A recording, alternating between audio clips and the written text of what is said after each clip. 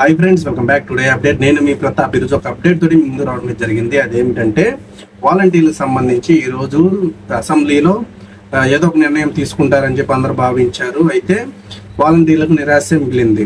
ఏంటో తెలుసుకుందాం. Video start చేసే ముందు ప్లీజ్ మన వీడియోకి ఒక లైక్ చేయండి. కొత్తగా చూసిన వారు ఖచ్చితంగా మన ఛానల్ని సబ్స్క్రైబ్ చేసుకోండి.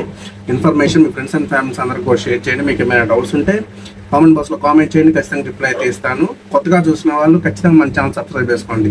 ఎందుకంటే ప్రభుత్వం నుంచి ఏ చిన్న అప్డేట్ వచ్చినా సరే మన ఛానల్ ఖచ్చితంగా అప్లోడ్ చేస్తాం కాబట్టి మీరు అందరూ కూడా మన ఛానల్ సబ్స్క్రైబ్ చేసుకొని సపోర్ట్ చేయవలసిందిగా కోరుతున్నాను.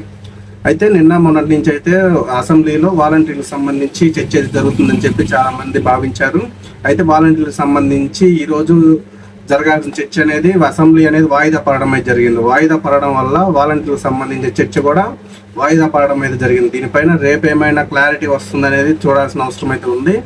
వాలంటీర్లకు సంబంధించి ఎప్పుడు చర్చ జరిగినా సరే వాలంటీర్లకు సంబంధించిన క్లియర్ ఇన్ఫర్మేషన్ అయితే వచ్చే అవకాశం అయితే ఉంది. అసలు వాలంటీర్ వ్యవస్థ ఉంటుందా, పోతుందా, ఏం జరుగుతుంది, ఎంతమంది ఉంచుతారు, ఎంతమంది తీసేస్తారు, పాత వాళ్ళని కంటిన్యూ చేస్తారా, రాజీనామా చేసిన వారిని కూడా తీసుకుంటారా అనే విషయాలు మొత్తం కూడా ఈ అసెంబ్లీలో కనుక చర్చ కనుక జరిగినట్లయితే ఖచ్చితంగా వీటికి సంబంధించిన క్వశ్చన్స్ అన్నిటికి కూడా ఆన్సర్ వచ్చే అవకాశం అయితే ఉంది. కాబట్టి ఖచ్చితంగా ఇది ఈ రోజు అయితే వాయిదా పడింది. మరి రేపు ఏమైనా వాలంటీర్లకు సంబంధించిన